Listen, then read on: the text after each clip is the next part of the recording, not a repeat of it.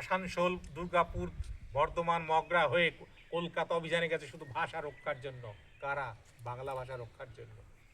এবং আমরা দেখেছি বহু ভাষাভাষীর মধ্যে যেমন এক ভাষা আর এক ভাষাকে পদানত করে।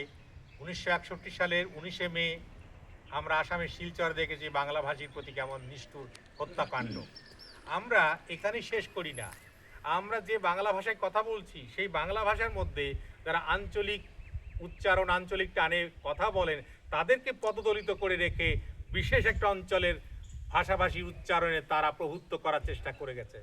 সুতরাং এই যে মানুষের সামাজিক আধিপত্যবাদ, সাম্রাজ্যবাদী মনোভাব যে প্রত্যেকটা মানুষের রন্ধ্রে রন্ধ্রে থাকে, এটা যে শুধু সাম্রাজ্যের অধিকারী হলে হয় না, যেখানে তার ক্ষমতা পায় সেখানে দেখাতে চায়, সেই জায়গা থেকে আমাদের বিরত হতে হবে।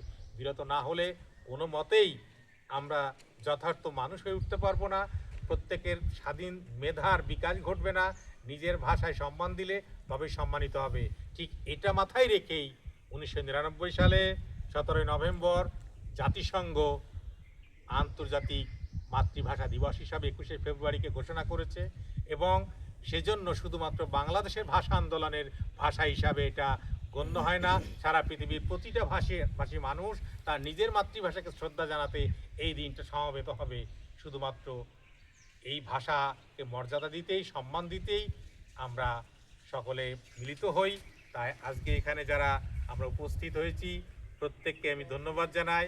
আর শান্তিনিকেতন আম্বেদকর বুদ্ধিস্ট ওয়েলফেয়ার মিশনের যে কর্মকাণ্ড চলছে, সেই কর্মকাণ্ডের মধ্যে তারা যে একটা বড় প্রাধান্য দিয়েছে, মাতৃভাষা সংস্কৃতিকে শ্রদ্ধা জানানোর জায়গা করে দিয়েছে, সেই জায়গাতে আমরা মিলিত হতে পেরেছি। এই জন্য তাদের প্রতি কৃতজ্ঞতা জানাই। নমস্কার।